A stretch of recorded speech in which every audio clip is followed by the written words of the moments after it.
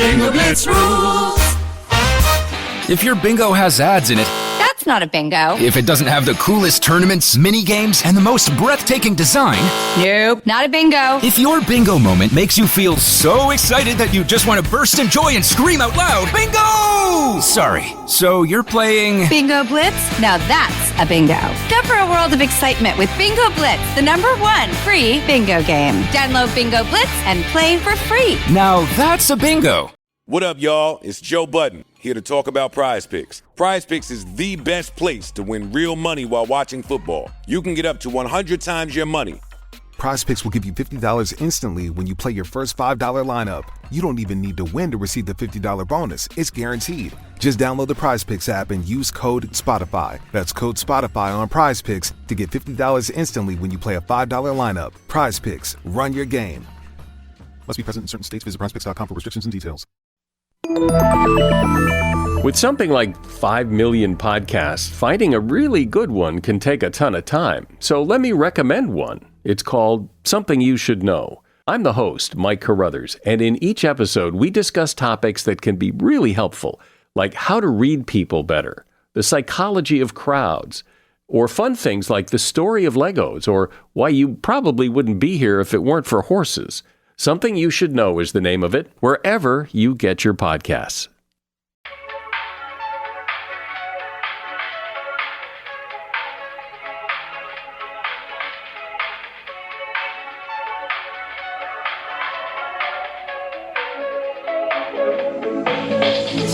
It's that time of the week where we sit down and talk about the week. Mind it. See what I did there? Oh, I loved it. Here's the thing. Thank you. It's been said before, and I'll say it again. You told me to jump off of a bridge, I'll do it. So whatever you start, I'm here along for the ride, which is so comforting to me. And I wish I could give you that in return. I can't provide that.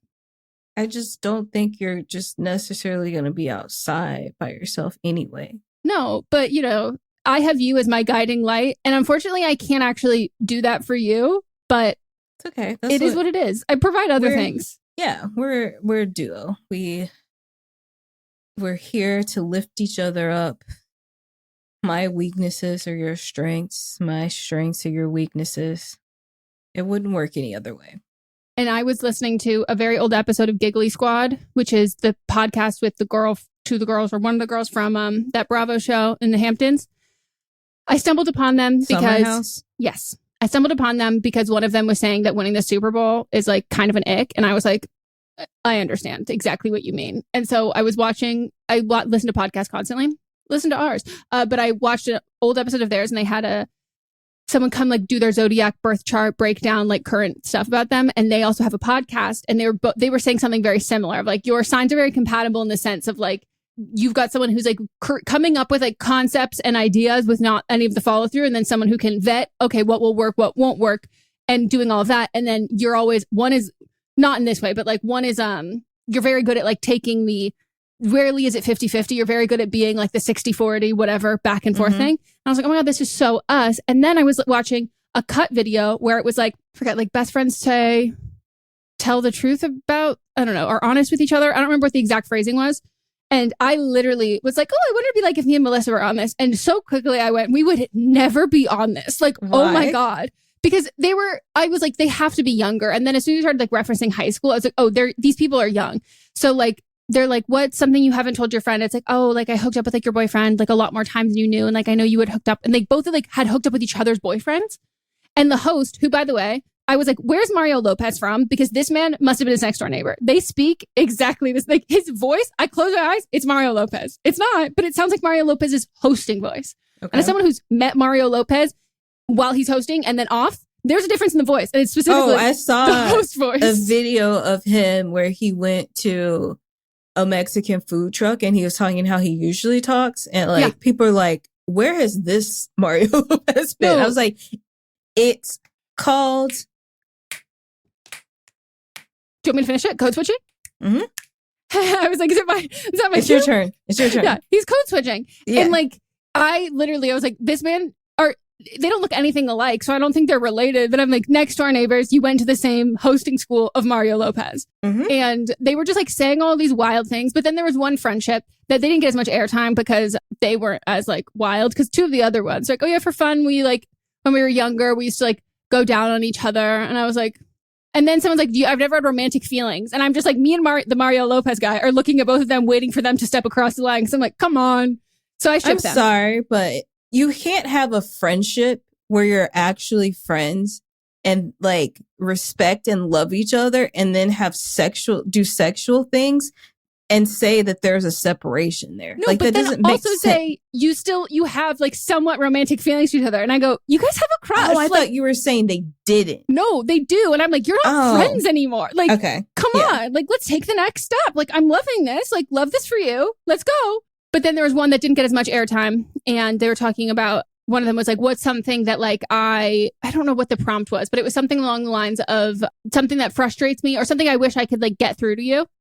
And literally her friend, who I think is a little bit older, just based on like what they look like, she was like, I wish I could get you to like focus on your health because, you know, since you've had long COVID and you have POTS, you're not very good at pacing yourself. And I was like, turn this off. This is a read. I was like, this is so fucked. And she's like, and you know, she's like, and you're not going to the doctor. And I'm the one who has to remind you all the time. And it took 2 years to get you to go to the doctor. And I was like, oh my God, get out of my life. I was like, fuck this. And then I was like, apparently we can be on this show.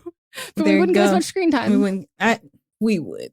No, I know. And like, but we were not what they were looking for.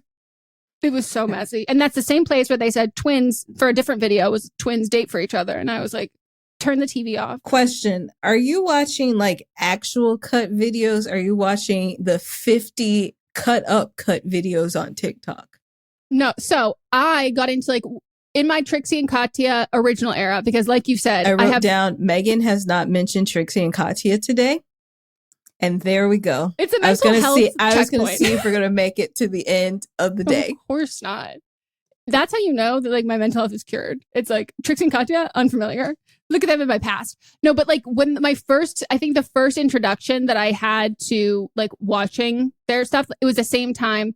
I would just like binge a bunch of like old episodes, and I'm not good at like bouncing around to like random one-off things. Like I like stuff that doesn't have to have a through line, but like I know it's a comforting format. And so I had ran out of, I think it was on episodes. And so then I watched, I forget which cut one, what it was, something with lesbians, because that's like, there's one specific lesbian who they will bring her back on. And I just look at her like with a comfort. And I was like, it's because you're the first person I've ever seen on this channel. So I watched some of those ones, but I will not watch any of the ones that like the titles are fucking outrageous. I don't want to know that. Like I want the wholesome, like sweet ones with like the people who have the kind faces, or like, you know, nice, like cultural ones of people like guess what language I'm speaking. And it's like someone who's like can speak all these languages can like place these very obscure small. I've seen that one. Those ones are fun. Not the fucking crazy ones. But Mott's loves watching Cody react to those. He loves watching anybody react to those ones. And so then when we're together and he's like, let's just watch a original cut video. And I'm like, no, I have to watch the compilation because the in-between is like so painful to watch. Like the girl who talks about ocean facts. She's like, ask me on ocean facts. And it's like a 40-minute video of teenagers yelling at each other. And he's like, but you love this. And I go, no. We can watch the compilation. Can't watch the whole thing. But he made me watch some of those cut ones. And I was like, we have to watch something else. Like I have such bad secondhand embarrassment. Yeah. Well, welcome. If you want to watch something, you can tune into our Patreon where you can subscribe. Things might be changing soon, so you might want to, if you want to see us, get in now. That's not ominous at all. I know. And if you're already there, it won't change for you. Just know that. Okay, so yeah, this is a wonderful, amazing podcast. One of our many. And so if you are not familiar with our other ones, let this be your introduction, and then you'll listen to this and be like, oh my gosh, I loved them so much. And then we'll tell you all about all of the other podcasts that we do. But let's focus on the present, focus on the here and now. And this is where we talk shit ethically. We have a lot of segments on the show. We will get to each one of them and explain them before we dive into them. The only thing that you need to know is opinions here are welcome. Like we want your insight. We want your thoughts and your feelings. This is a call and response. No, not a call. This is there is some calling. Yeah, it's like call and response kind of thing. There is call and response. The whole second segment is call and response. Exactly. We're big on the big O's here. Opinions. True. We have so many of them. And we think of this as a place for us to talk about our lives, your lives, as well as the lives of celebrities, states, people, places, and things who may or may not know that we exist. And that's their problem. Also, there's some people who, like, the fact that they know I exist is a problem for them. And I love just knowing that I sit in their brain and I'm just there wreaking havoc. Ha, ha, ha. Anyways, so the fun part too about this is we ask you to participate in the sense that we will have you vote on our Instagram story about who you think was wrong in each segment that we discuss. And then you can submit it over. Additionally, with your votes, you can message us on Instagram replying to those stories and let us know your thoughts, feelings, or if you're the original person who had talked to us about it. And then we read all of those, discuss on our Friday episode called Fisting Friday. So shall we get into our first segment? Yes. Our first segment is called But Am I Wrong? And that's where we pick something from our personal lives that we want to rant about, maybe just talk about, or we might have been wrong in the situation and we want to put it up for vote. You're up first, Megan. Mine is a hot take that might not be that hot, and I'm looking to find my people, and I already know you're on to find people. Airplanes are the new printers. And if you're brand new here, you might not know what that means. I know, as soon as you said it, I knew exactly what you meant. And if you don't, I would ask you, how are you unfamiliar with printers? Because at this point, when I say printers, you say have never been fixed or upgraded. They're obsolete in less than 12 months. No one can make them work. No one cares to make them work. And we've gotten to that point where it's airplanes. And I don't know if we need Shaq to become the face of Boeing to be like, let me rehab the image of this. I don't know who needs to invest what money into this. But here's the thing. My gears have been ground at my annoyance about printers never fucking working, never upgrading, but us needing them. Not evolving past the need for printers, needing them, but having them continue to fail us and have nobody seem to fucking care whatever inconvenience it offers us. But me not being able to print my sides, having to go to a FedEx, to an Office Depot, those places to print, having to, go off of somebody's business account to go to the library, all of those things, that is a mere annoyance. I'm not dying, but airplanes saw that printers got away with it. And specifically Boeing said, we're going to send these things up in the sky and we're going to cross our fingers. And then when they don't work and shit doesn't go how we want it to, we're going to say, shh, and we're going to throw another one up in the sky. And at this point, the fact that we as a nation, as a world, as a government, as a community have let Boeing continue to take off, continue to fly in and out is diabolical, terrifying, and they need to be stopped at all costs. This is no longer an annoyance thing. This is like fucking crazy. And every single day I look on Twitter, I look on Instagram. Oh, another one down. And they want points when they're like, it was just a door and everyone landed safely. And I'm like, actually, when I get on a flying little capsule in the sky, I'm thinking that I would like to land with all of those same parts there. And if a part is gone by the time that I land, I don't need to know that part is gone. I don't need to know based on the turbulence. I don't need to know based on the, suddenly we have a night sky view, a vision like that. None of that bullshit. Absolutely none of that bullshit.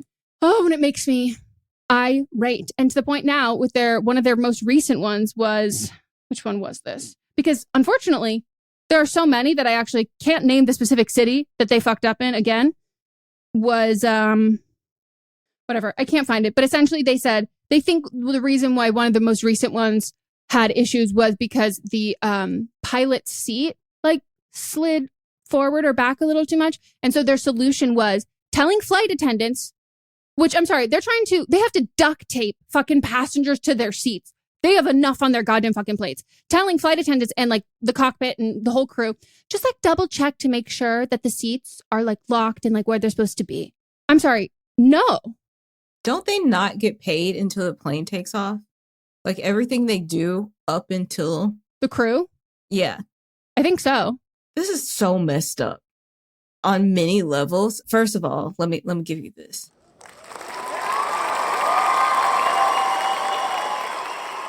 I think that was a great comparison. And I'm sick of these. I hate flying as it is. I'm terrified of flying. And the fact that these are things that should be small things that should be checked all the time, it's loose bolts. Why are things not being checked? And then they grounded everything after the first door fell off. And now things keep happening and they haven't grounded them again. And they're like, oop, nobody's died yet, so we're fine. They're just playing roulette with our lives. And it's scary. And they're not even thinking about the people like in the plane. They're not. There's also like the fact that wheel fell off and didn't hit somebody is like a miracle.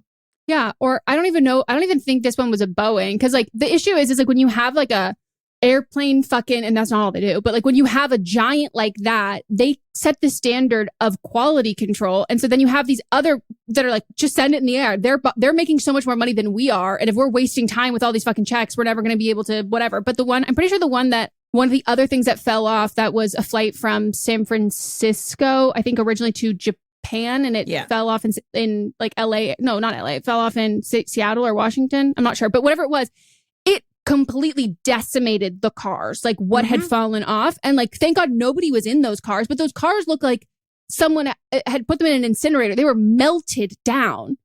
That's not like a sudden death either, by the way. Like, no. Horrible. I'm trapped and I can't get out. And I'm being burned alive by hot metal. It makes me so mad. And like the fact that like the government gave so many fucking like loans and shit to these airlines during the pandemic, and like they're just watching people having to get on flights and being like, well, I hope I don't die, and just being like, oh, it's okay. And then remember when the pilots were going on strike and everybody was losing their minds, like this can't happen. And I'm like, where was that outrage from our government from when this was happening? Right. And then also like they're all about like being so efficient and leaving on time, which they never do. And I'm not one to complain when it's delayed, because I'm like, they're fixing something. I don't care. Like, let them do what they need to do. But like, if we need to slow down the rate as that flights take off, do it. Like, reprogram everything so it's slower and then people can take their time. Flying is a convenience, and it's a convenience that we as consumers have to adapt to based on what is given to us. And if the people that are giving it to us slow things down, then it wouldn't be expected for things to be going as fast as they do. Just slow down. Take your time. That is the motto in our household, because I live with a man who loves to rush his way through absolutely everything. And like the mentality when you do that, when you have so many lives at risk, I'm like, you're opening yourself up to like not only like lawsuits from like passengers, but like people who work there, workers' comp shit. Like it's just so fucked and so dangerous. And it feels like just to have them like not care even like a lick is so fucking wild. And like, you know what we don't need? We don't, as someone who's flown between San Francisco and LA so many fucking times, every flight that takes off past 7 p.m. from honestly really SFO or Oakland to LA will get canceled because there's not enough even fucking people on that. And it's like, this shit is like so, it's ridiculous. It's ridiculous. And it's like the 2-day shipping. You get so used to this instant gratification that it's like, oh, is there a way to have this happen in this turnaround ethically, safely? Right. Probably not. Amazon workers are peeing in bottles. And Boeing is just coming down, and it's awful. And I've seen people who like are getting on a flight and like, I won't book. I mean, I'm not getting on planes really at all. But like, if I have to, I'm not booking a 737, but I'm also not booking at this point any Boeing. If there's like, maybe, no, probably none. But then people are doing that, and then they're getting switched to 737s, and they can't do anything about it. That's like their flight's like, oh, actually, we're going to be doing this plane instead. And then they have the audacity, I think it's Delta, who's changing the cost of, instead of getting like one free bag or whatever, now it's like, no, it's going to be $20. For what? The fact that like we have this idea that like every company has to make more money than they did the previous year. It's like, okay, so what corners are you comfortable having the people who provide for you and your safety cutting? Because you're cutting corners for everyone else. Like what other ones? So you're cool if everyone just did this to each other back and forth. Like, are you cool with surgeons cutting corners, like cost wise? Come on. People get upset the fact that like anyone in the healthcare profession has to work like 12-hour, 24-hour shifts. And they're like, oh, it's dangerous. And it's like, yeah, that's a corner that's having to be cut that is not good. But you're cool with that when it comes to flying in airplanes. I hate them. And it's terrifying. Good job. That's got to be one of my favorite ones that you've done. Thanks. It was all off the top of my noggin. The only thing I wrote down was airplanes are the new printers. Good job. I don't even think Shaq would accept it. He goes, I'm not touching that shit with the 10-foot pole. No, he made Ring better. Shaq is... He saw that Ring, he saw that home cameras weren't great. Mm-hmm. And so he was like, what is this? And he saw something called, it wasn't called Ring at the time. I forgot what it was called. And he was like, make me your spokesperson and we will make this better. And he got into big printer too. He's into hot dogs. He's into general insurance. I don't think he's going to get into planes. First of all, he goes, I don't even fit in you bitches. Mm-hmm. And you want me to suck that dick? How? I can't even walk through these hallways. What is this, an airplane for ants? All right, here's mine. And what I'm about to say is no shock to anyone. Politicians are the biggest hypocrites. And that's not my hot take, but I'm ranting about how so many politicians voted to ban TikTok, but openly use TikTok. So 352 members voted in favor of the legislation that could lead to a nationwide ban on TikTok. And I specifically want to talk to Representative Jeff Jackson, who often shares his thoughts and feelings about his first term with Congress. And he voted he voted to ban TikTok, but then got on TikTok and said, I don't think TikTok is actually getting banned. He said TikTok may get sold to another company, but it will continue to operate. He said the bill that passed in the House was about telling TikTok that they have to sell to another company, which, TBH, just feels racist to me. And he also said that he's repeatedly said that ByteDance, the Chinese company that owns TikTok, needs to sell their shares. And the best case scenario is that TikTok continues to operate, but is no longer owned and potentially controlled by an adversary government. That's exactly what this legislation does. And he said when he read the bill, the part he agreed on was the part that tries to force a sell, because I figured this would be a better app if we didn't have to worry about the stuff that comes with it being potentially controlled by an adversary government. The Spider-Man meme. Yeah, like they're just mad. They're mad for they as in Congress.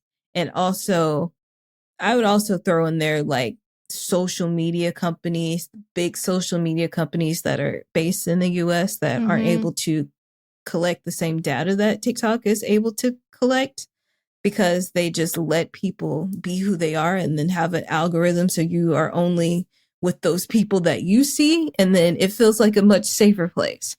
Yeah, those people that are billionaires and they're not getting a piece of this. They're just mad. And they're basically influencing these politicians to say what they want them to say.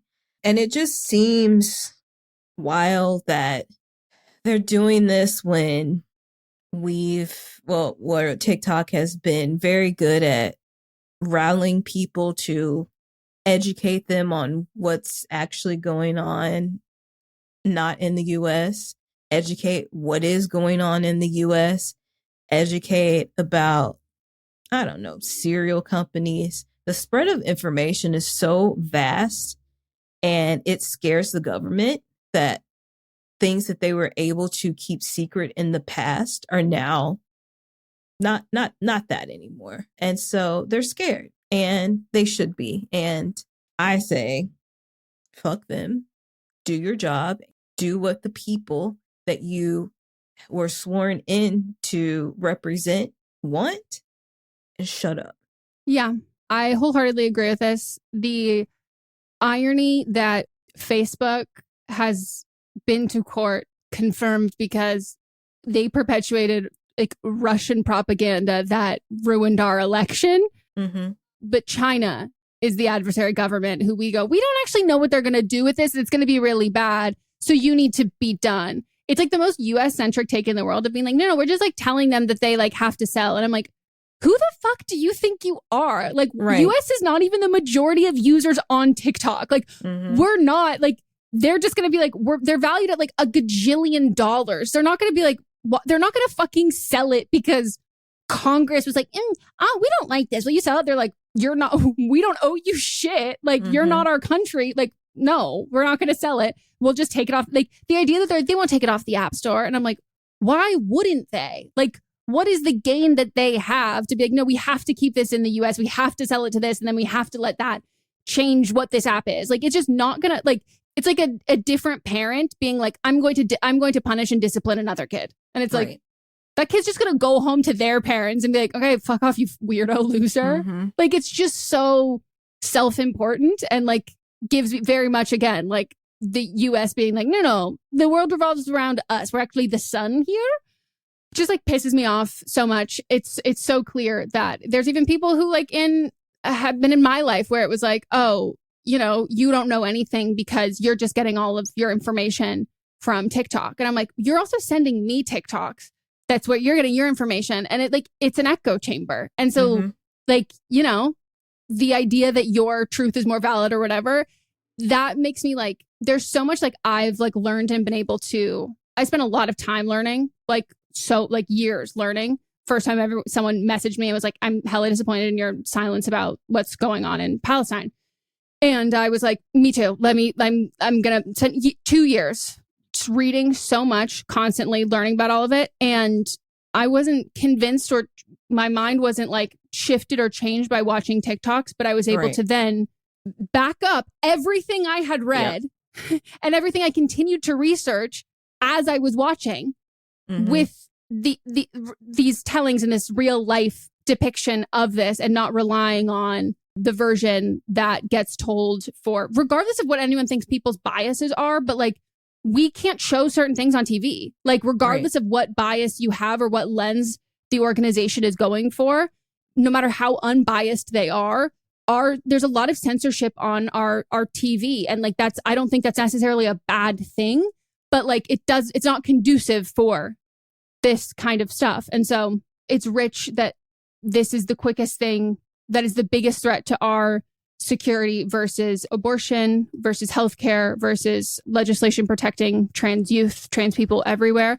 Any of that, I'm like, oh no, TikTok's the biggest threat. Okay. Wow. Super transparent. Right.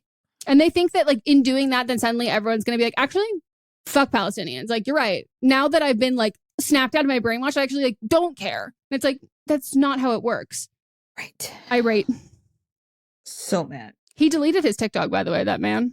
I know. I was like, he was rapidly losing followers. I never even heard of him. Me neither. It happened. I was going to ask you because everyone's commenting me like, I'm so disappointed. And I saw it on Twitter. I was like, who is this man? I guess because we're not even from near the area. And also, there's so many representatives. Yeah. There's so many. There's no way to know all of them. There's no way to know.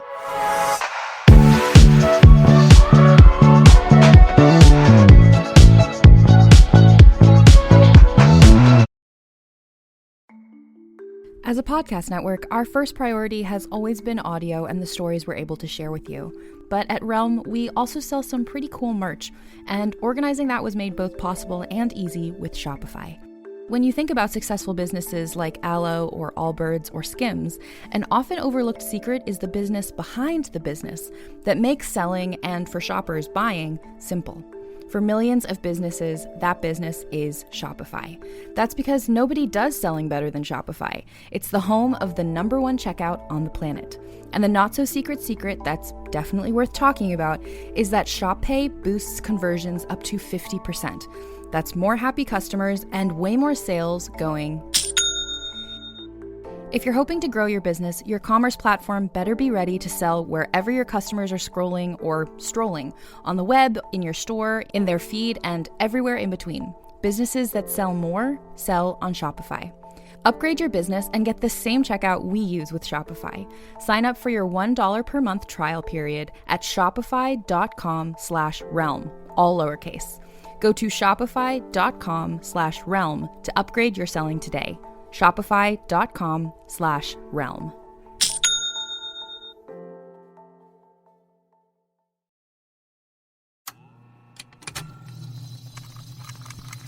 Contained herein are the heresies of Radolf Buntwine, erstwhile monk turned traveling medical investigator. Join me as I study the secrets of the divine plagues and uncover the blasphemous truth that ours is not a loving God, and we are not its favored children. The heresies of Radolf Buntwine, wherever podcasts are available. What's up, everyone? It's Noah Daniels. Hey, y'all, I'm JJ. Hey, guys, it's Kat. And we're your hosts of the Real Hauntings podcast, where we bring on guests to share their first-hand encounter ghost stories and supernatural experiences. Now on to the trailer. I've been warned to not tell this story, but I think because of the way it ends, it's okay to tell this story, because some people say that with certain entities, to like speak of them or talk about them or in any way like portray them as powerful will attract them to other people. The creepiest thing about it to me is a lot of times it would wait for me to notice it. Like it would just lay its arm out like this, and then I'd be like, where is it? Where is it? And then I'd see it, and then it would just slither back. For more information on the Real Hauntings, Real Ghost Stories podcast, make sure you check out real.fm to learn more about our podcast and many other amazing podcasts.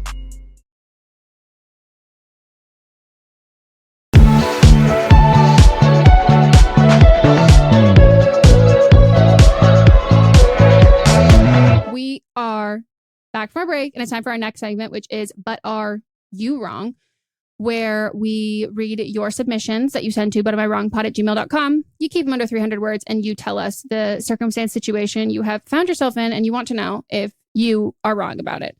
Whether you are wrong about what you did, what you said. Would you be wrong if you did X, Y, or Z? Some say, don't blame me as the podcast for getting advice before you do the thing. And But Am I Wrong is asking for forgiveness, or but how much of a bitch was I? And good, as you all know, bitch is a good word. Yes. Sometimes you have to be a lot bitchy. So I've been talking, quote unquote, to a guy for a little over 2 years. We've never defined our relationship, just enjoyed our time together. We are faithful because there's just too much out there that neither of us wanted to accidentally catch with being with other partners. Aside from monogamy, we never really set any boundaries for our relationship. So fast forward to Valentine's Day, because of course, we just had some great sex, and he's like, there's something I've been too afraid to tell you for a while. Oh my God, my heart, I'm already nervous because I'm not sure how you'll react. He then tells me he loves me. Aw, I don't know why I don't even know why he felt like he needed to tell me that. We aren't even in a relationship in my eyes. Oh no, you're an asshole. So I'm thinking it's just post-sex talk, and I just hit him with oh wow, that's so sweet. Oh my God. Okay, fast forward to yesterday. We had a great day, and as I was leaving his place, he kissed me and said, I love you. You have a great night. I froze and had no reaction at all. When I get home, he texts me and says, it's okay if you're not ready to say it back. Am I wrong for not saying it back? Truth be told, I'm not sure if I do love him. I thought we were just having a good time. When I've talked to friends, they're all like, well, what do you expect? It's been over 2 years. I didn't expect this. I'm with your friends here. Like, truly, what did you expect? Yeah, it's 2 years of a monogamous relationship. Monogamous. I don't know what your hang up is about like the type. Like, this is your boyfriend. Yes. What? You don't spend any time with anyone else. It's been you were together on Valentine's Day, and you didn't expect like something. 2 years? Sorry, babe. You're wrong. Yeah, I don't know like what idea you have about this. Like, and I say this as someone who like comes from a tumultuous background. Like, I don't know if you're like, no, that's like not for me. And this is what's happened. You're already doing it. You just don't have the name and the title of it. But like, you're not. Also, for the like, talking is not. You just didn't want to say friends with benefits because you didn't want it to be like, well, yeah, you're friends. You spend all your time together and you fuck. You're dating. But like, talking is a stage that ends even if you're not in a relationship. Yes, like if you go on a date, you are no longer talking. Yes. Once you take the relationship off of a phone, off of an app, off of like, you go on a date, you're now dating. Yep. You have sex, you're now bed buddies. Like you are past that. You are in a monogamous relationship for 2 years. That is your man. That's your relationship. Collect your man. Your man's already trying to collect you, and you're just like kicking and screaming.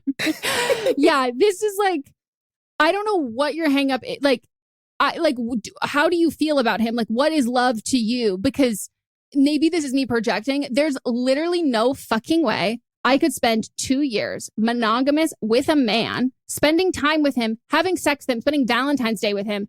Again, 2 years monogamous if I did not love him. Yeah. Like, what do you mean? What do you think you feel? Are you looking for something else? Right. Like, I gotta read this again. I'm shocked. This is so not where I thought it was going. We haven't defined our relationship. We are faithful because no. Also, of course, you said, I don't know why he felt the need to tell me. Like, here's the thing. I think that the I love you thing, I had a similar instance with Mott's, but he was, just knew that I had some avoidant attachment styles and was like really taking it slow and all of that. And like, I knew he was ready to say it way before I was. And I was like, if he says it, I'm going to fucking run. And like, he really took the time with it. And like, that seems like this guy's also very aware of your hangups and is like pacing this in a very standard way. He's not even expecting you to say it back.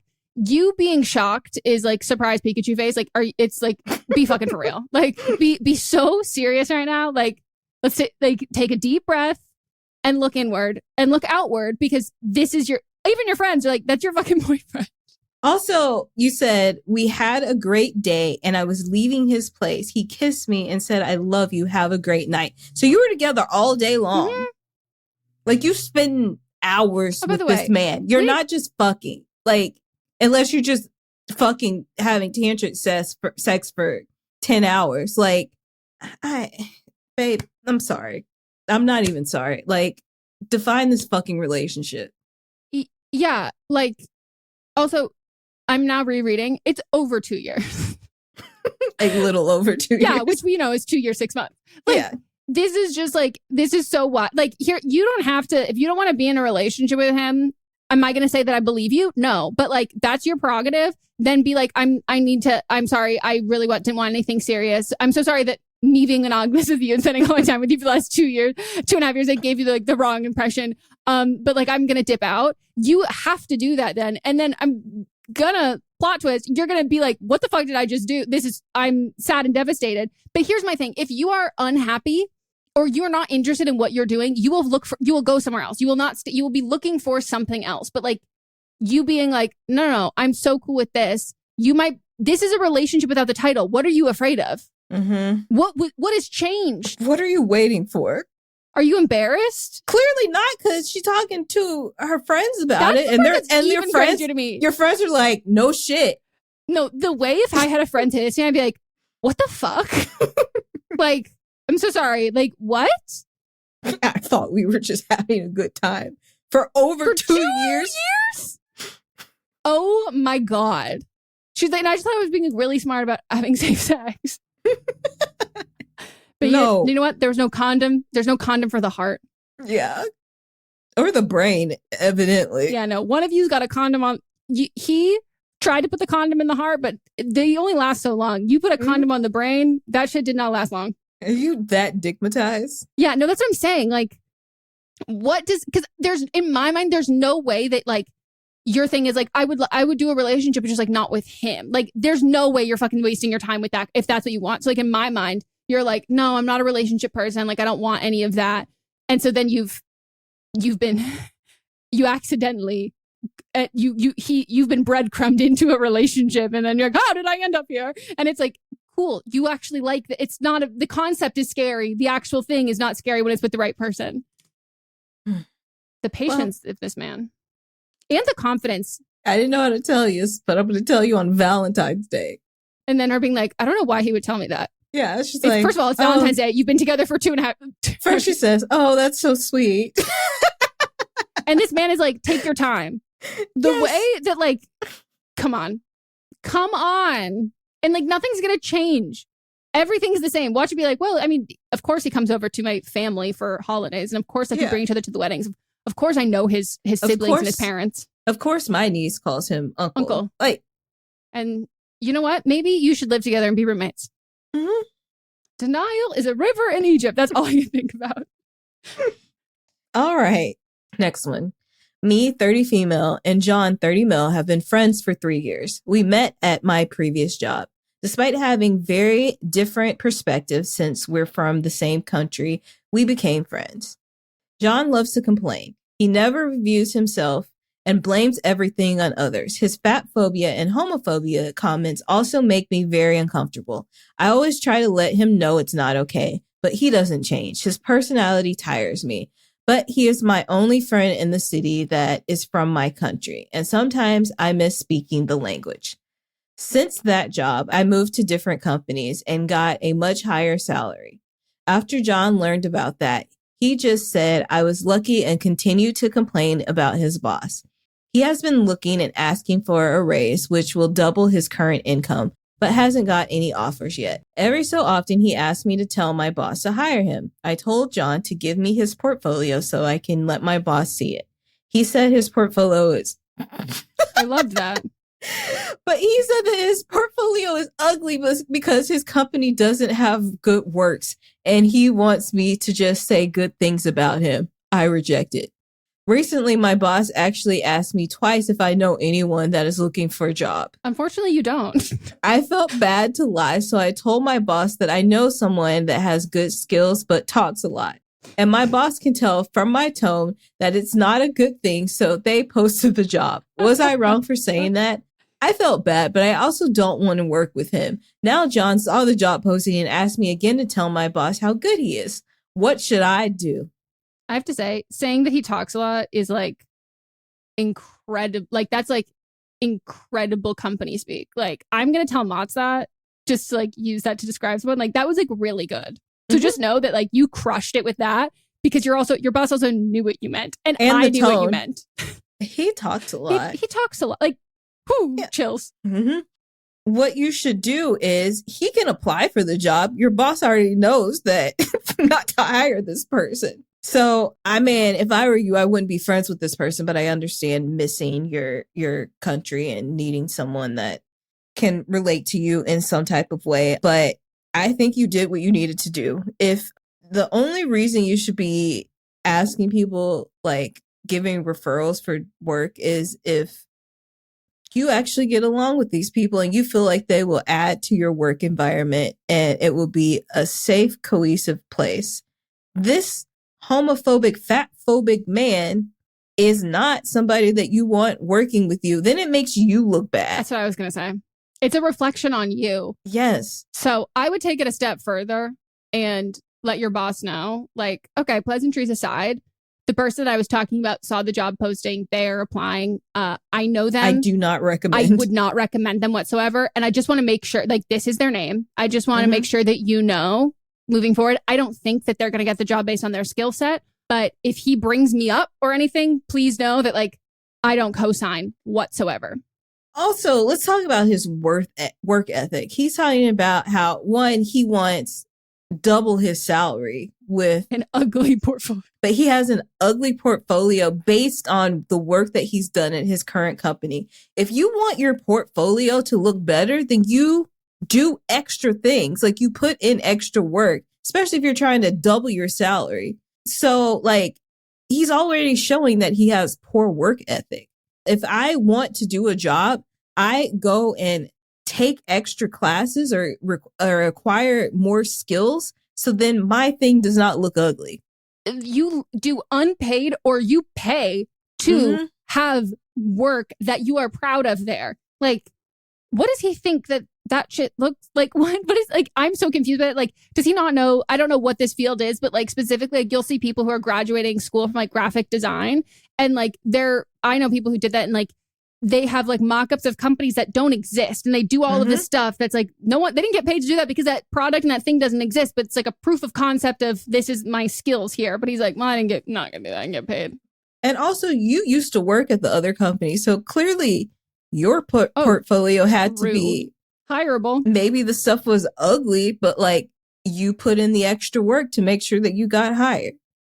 And you have a personality that's not only tolerable but good. So yeah, my thing is I agree with you. Like I wouldn't be friends with this guy. I don't know where you're from, but just because he's the only person you know from your country who like speaks your like native language doesn't mean he's the only person in the area. So like you know, I know people who like move to like different places and they'll find, I mean, Americans and people who speak English do this, but like other countries, and going to a restaurant that is like owned by people from that location where they're doing that. And like, you can find like a lot of people who are also going to that restaurant who are from the same country, same community, same culture, who are eating there, but also who like work there. And like, that can be a great sense of community. And I don't know where you're from, but especially in LA, there's like really strong communities for all different, like across the world in LA, and they're immersive to everybody, but also like specifically if you move to a new place, there's so much like bookstores, restaurants, coffee shops, all that. So I don't think that you need to like tolerate having him around for that. Yeah. I'm shocked. I am.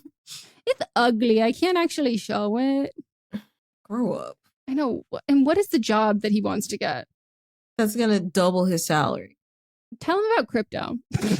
He sounds like he'd be very into it. Yeah. Well, congratulations on your high salary and your new job. Yeah. We're going to take a break, and when we get back, we'll get into But Are They Wrong?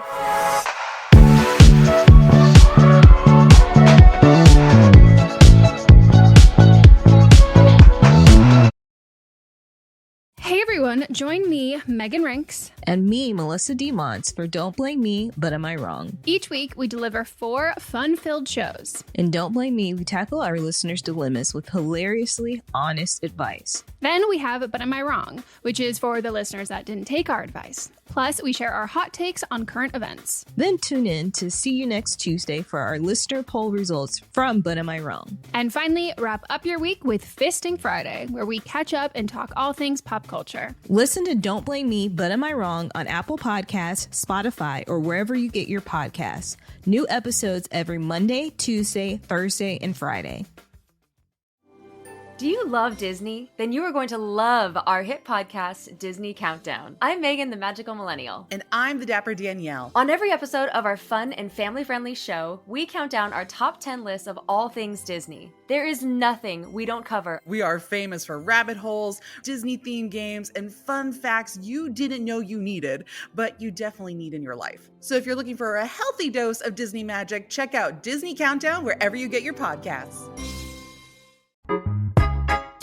People often look at me with confusion when I ask them what their only one in the room story is. They think it has to be like mine, where I went to a 600-person event and discovered that I was the only Black person there. I know. Horrifying, right? Hi, I'm Laura Cathcart-Robbins, and I am the host and creator of the podcast Only One in the Room. Every week, my co-host Scott Slaughter and I invite you to join us for an hour and lose yourself in someone's only one story. This podcast is for anyone who has ever felt alone in a room full of people, which is to say that this podcast is for everyone.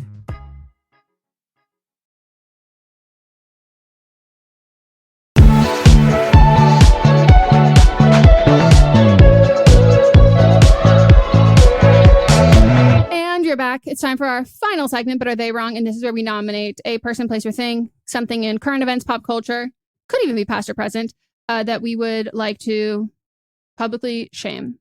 So mine is a very hot topic that everyone has been talking about, truthfully, for a very long time. And it's having a resurgence as more information has come forward. And I would like to nominate, honestly, at this point, the network, but also the people, Nickelodeon, specifically the Nickelodeon from the time of 90s to early to mid 2000s was when these people were employed there.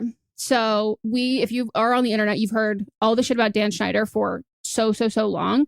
And one of the lesser known or the lesser talked about ones, because there's been like no justice in regards to Dan Schneider, which is a lot of people have continued to talk about that, hoping for that. And something that has been seen as quote unquote justice, which is I don't think anyone did really see this justice, but it doesn't get reported on nearly as much because it was like, oh, well, charges were filed, people served time, is Brian Peck, who is, I looked it up, no relation to any of the other famous Pecks. And he was arrested in 2003 on 11 charges of, big trigger warning for this, for child SA. I'm not going to get into any of the details of like what specifically happened. So just know that's something that I think you should have to opt in for content wise. And I think you should hear it from the people who are talking about it, who've experienced it, not me telling you about that. and those projects deserve to be supported. So recently what just came out is the Investigation Discovery's Quiet on Set, The Dark Side of Kids TV. And so Brian Peck was arrested in August 2003 on 11 charges of child sexual abuse. And he was sentenced to only 16 months in prison, October 2004, and had to register as a sex offender. So at the time, it was unknown who the child actor was who was abused, like publicly. That was not said. And they were referred to as John Doe in the documents, and they were sealed. But 20 years later, as the Investigation Discovery did this segment, they got those unsealed and uncovered. And the child in question was Drake Bell. So in uncovering that, it also uncovered a bunch of letters, which you've heard us talk about with the Danny Masterson, like people talking about, I forget what, like character letters. And it was uncovered that who had written them, and the contents of most of them, or the contents of them, summary is asking for him to serve probation instead of prison. The whole point of those letters is to like lessen it. It's not like, oh, this person's not guilty. It's lessen the charge and the sentencing of this. And so let this child predator just serve probation, not any jail time. When again, the jail time he only had to serve was 16 months. And apparently that was 16 months too many for these people. So the people who had written letters were Ron Mandela's Alan Thicke, Ryder Strong, Taryn Killam, Hen Badgley's mom, which I just saw, and the one that has been talked about a ton, James Marsden. So before like reading into this more, initially I was like, I don't necessarily think there's a coincidence. These are all like young male actors who came up around the same time. They're not the same age. I fully thought they were all around the same age. It's about a 10-year difference. So I've seen people being like, well, because that's initially what I thought, that it's like, you know, young people who are also most like it's unlike, we all know it's not, he wasn't the only victim. It'd be, this to me sounds like, okay, other people who knew you in the same capacity in the same thing, but they're about, almost all of them are minimum 10 years older, and they knew what it was. They all knew what had happened and what he had done. And in James Marsden's letter, he said that he's known Peck for 14 years. Quote, I assure you what Brian has been through in the last year is suffering of 100 men.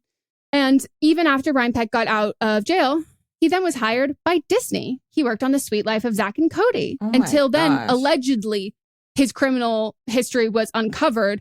But I have a lot of questions about that because they do a background check when you're working. And also, like, if you have to be a registered sex offender, like, you will pop up on even the most basic of background checks. You don't have to dig for this information. And this is the same industry, the same town, the same, like, essentially a sister company. It's like a sidestep competitor. And the industry is fucking small.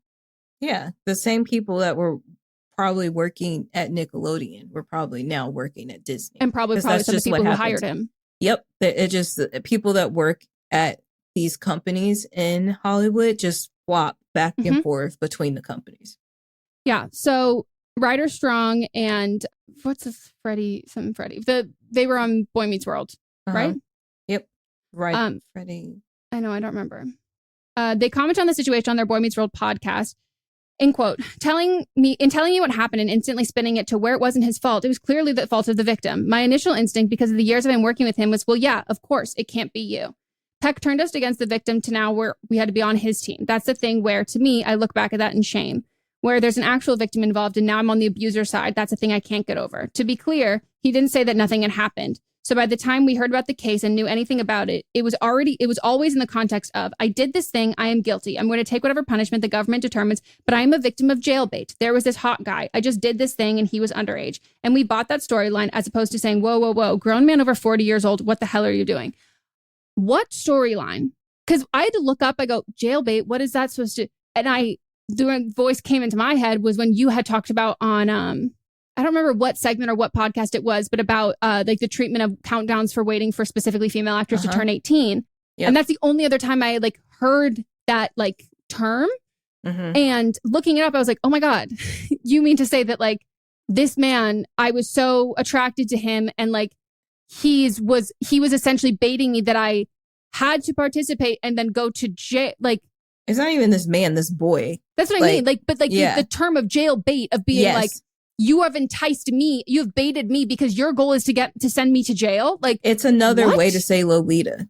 Yeah. Like, it's not based in anything. So the fact that like, even now these are like recent quotes of them. Even now, their discussion of this is like, well, we bought this story. And I'm like, that's not a story. That's not even an excuse.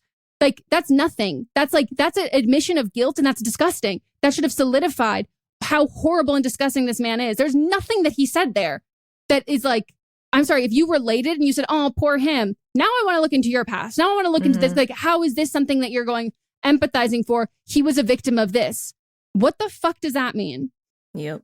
So, yeah, in the docuseries, Drake Bell goes into talking about his relationship with his father and his mother severely like failed him in all of this. His dad was like his manager, and his dad was like doing everything. And his dad had a bad feeling about Brian Peck, and Brian Peck got in his mom's ear. And I don't even want to say, people are saying like he got in like Drake Bell's ear too, but like that's not what this is. Child. Yeah. And like, that's part of the same reason why a lot of people initially thought a lot of people writing these letters had also been the experience of this, because it's like denial. So like whatever he heard or whatever, he was not making the calls of his life and his career at that point. His parents were and the network was.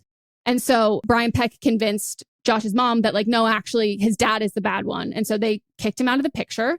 And his dad was like, if you do, like, just don't let him alone with him. I don't trust him. And the mom was like, I trust him implicitly. And just Drake also mentioned, he had a girlfriend who was like hanging out at her house, and he was hanging out at her house all the time because like avoiding his home, being any proximity, closeness to where Brian had more access to him.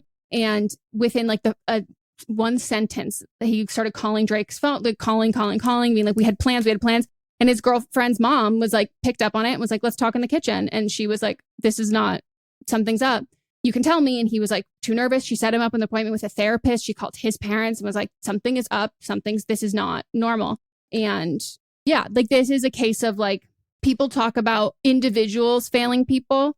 Unfortunately, it's never one individual. It's a domino effect of like one person fails, another person fails, and then the system is set up to fail. And the system isn't set up for that. So unless you have everyone riding for you, and even in that case, shit still happens, and like justice doesn't happen, all of those things, you can have everyone riding for you. So it's fucked. And Dan Schneider is also now milking this moment to really distract from his shit, which is, I wonder if he has the same publicist as the royal family, that I'm like, that's actually not what you do, because now your name is popping up and everybody knows the shit that you've done, where he's trying to distract from all of this, which I want to remind everybody, Jeanette McCurdy says in her book that she was offered $300,000 to sign an NDA to never speak about what happened at Nickelodeon and specifically Dan Schneider ever again.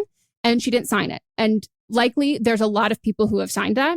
And there's a lot of people who signed that really young and who didn't know what that meant, or did know what it meant and needed the money. You notoriously do not make fucking any money on these shows, and people who have been guilted to funding for their whole families and all of this kind of stuff. So I do think it needs to be stated in the same sentence that Drake Bell also has charges against him, as well as other allegations. So in 2021, he had a felony charge of attempted child endangerment and misdemeanor charge of disseminating, I don't know that word, but bringing harmful matter to juveniles, which is he was texting someone who was underage and having that kind of like relationship with it. And people want to assign a lot of blame specifically to that person's mother, who was like, oh, that's why it was all of these things. And there are lots of people who say that, oh, she lied about this, she recounted this, and therefore X, Y, and Z. The charges like still stand. The circumstances still, he said, she said. At the end of the day, it is a disservice to childhood sexual assault to not acknowledge the fact that it's not an excuse, but it's to help understand and prevent further things. It is not rare for people who have been victim of this to perpetrate it on other people, act out things that have happened to them with other people. It's not a guarantee. It's not like 100%. But if we don't acknowledge that, it's a disservice to like actually making things have a change for this, because we know if we can prosecute, charge people for this now, we can get justice for people, that hopefully less people will go and act that out in their own lives because they've been failed by these other systems. And this is the way that your brain, unfortunately, for some people, again, not everyone, can turn in that way. And it's something that for a lot of people, you can't fathom, regardless of what you've been through. The brain's really fucking finicky. It changes to, yeah, exactly, with every person. And he's got a bunch of allegations against him from former partners for domestic violence. So I don't think that it is responsible to talk about one without the other, the same way I don't think it's responsible to talk about Brian Peck without talking about Dan Schneider. And the way that we get justice for this and prevent these things from happening is you tie a through line. You tie the connection of how this happened to who and to where and to what organizations who covered it and who did X, Y, and Z, and then what the ramifications were, and then what hurt people ended up hurting other people. So it's not an excuse. It's not a reason. It's not a justification or anything. But abuse like this is a far more tangled web that has so many repercussions, not just to, it's not an individual to individual thing. It's a much wider spread issue. So that's who I would like to nominate. Without a doubt, people know, people, yeah. And there's also, and I didn't even touch on the stuff of people who worked with him and who had gotten fired for or had left, and he had settled a bunch of suits with former employees for sexual harassment and all of this stuff. This is a bad dude who everyone who knew him and worked with him knew he was a bad dude, except for the people that he viewed that he could get something from, and he could have proximity and access to people. So yeah, horrible. And I just need, as a collective, I don't know what's kind of check that I feel I never even knew I needed to do with people, but writing a character letter for someone who's been convicted of abuse, harm, sexual or violent, you don't need to write them a goddamn fucking character letter.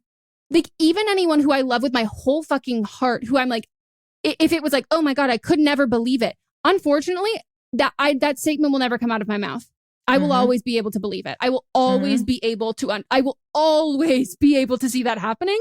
And so it's such a fucking dangerous mentality to be well, no, the people I know are an exception to that, when you can look at the fucking statistics and there's no goddamn fucking way. I can't know every woman in my life who's had an experience, sexual abuse, whatever it is on any scale that people want to give it. Yet I wouldn't know any men who have done that. Right. I have nothing to add to that. I wasn't watching Nickelodeon at the time, so this wasn't during the era of when I was watching, so I don't know the shows. I didn't watch any of those shows that were been talked about, and I just can't bring myself to watch or look at any of the interviews just because I'm not in the headspace to watch that now. But from what I've been hearing, I'm just completely disgusted. Yeah. I also really hope people give the other child actors who are on these shows some grace.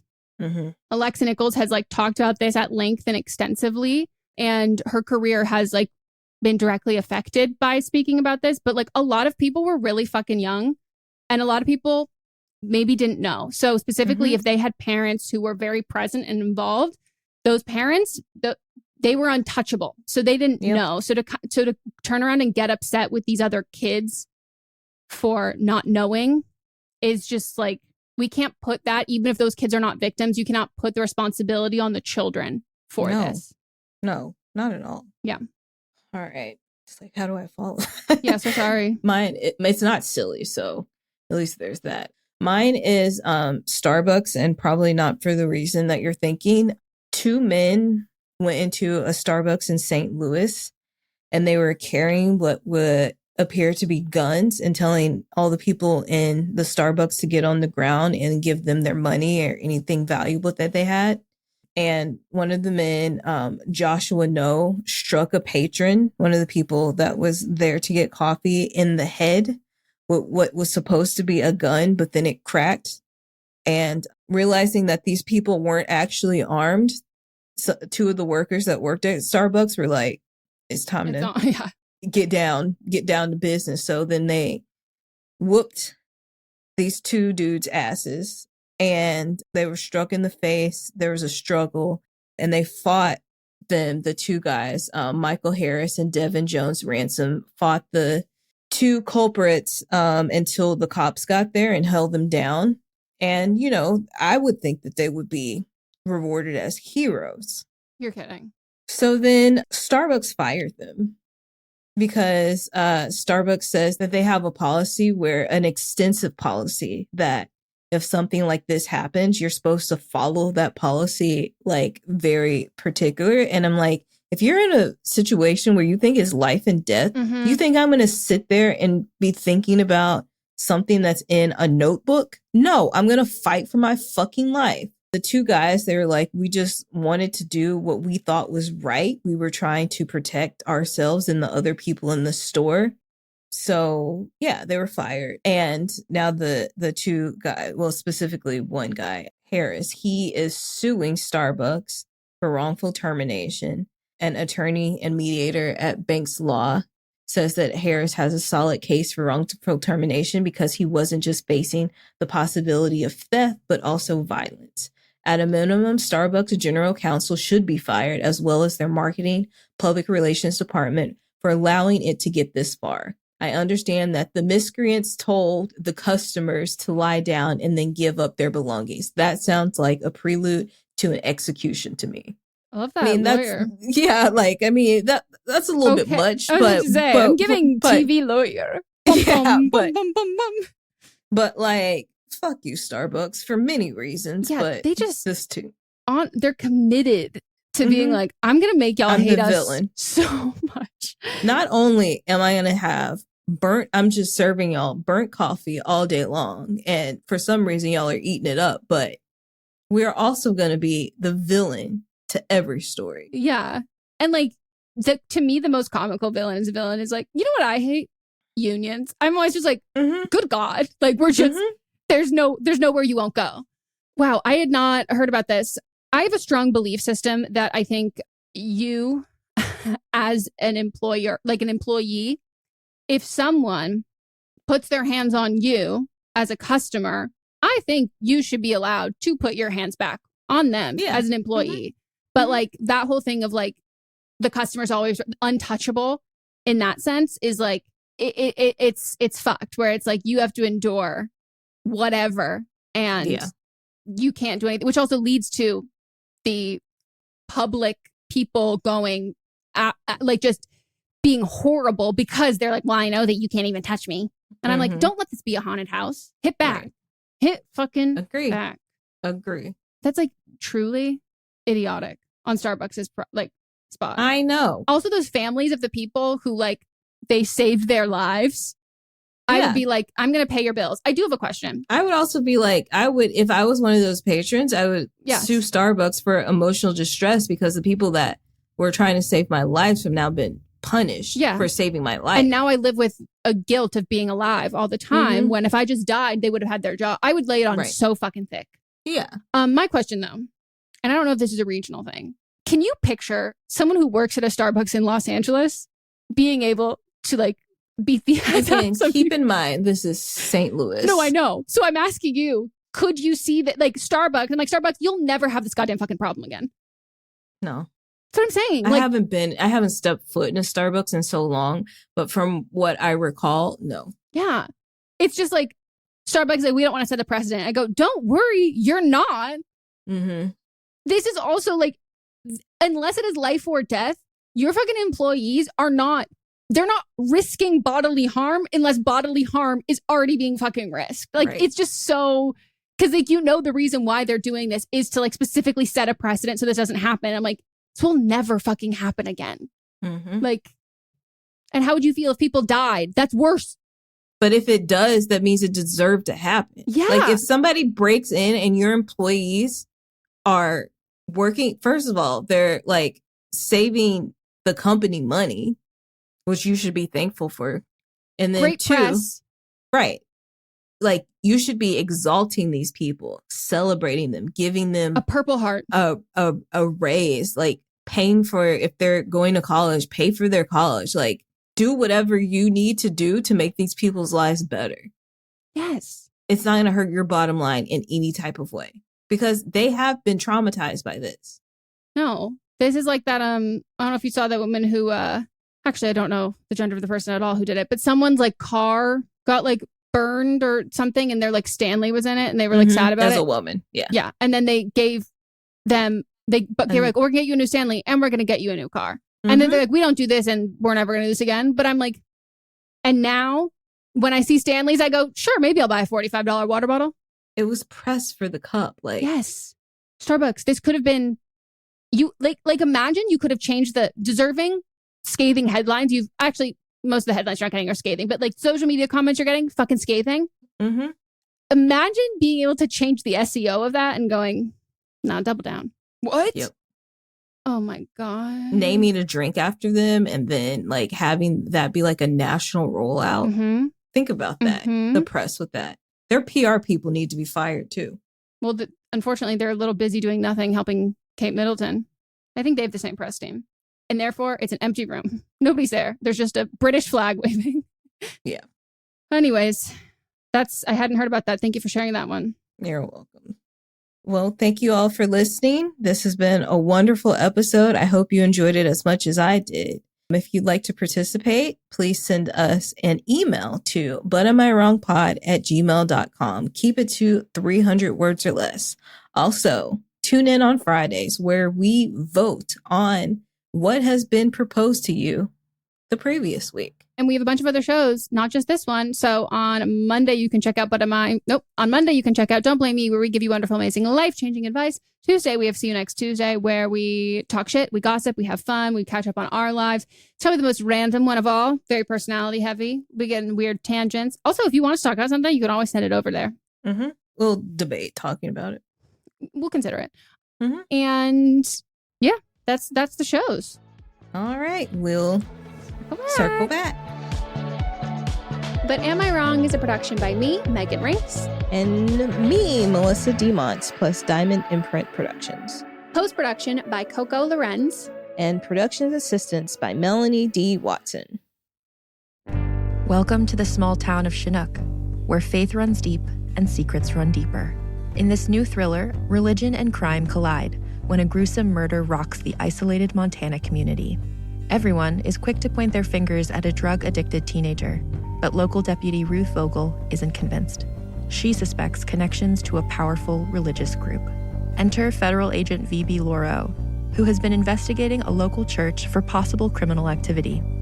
The pair form an unlikely partnership to catch the killer, unearthing secrets that leave Ruth torn between her duty to the law, her religious convictions, and her very own family. But something more sinister than murder is afoot, and someone is watching Ruth.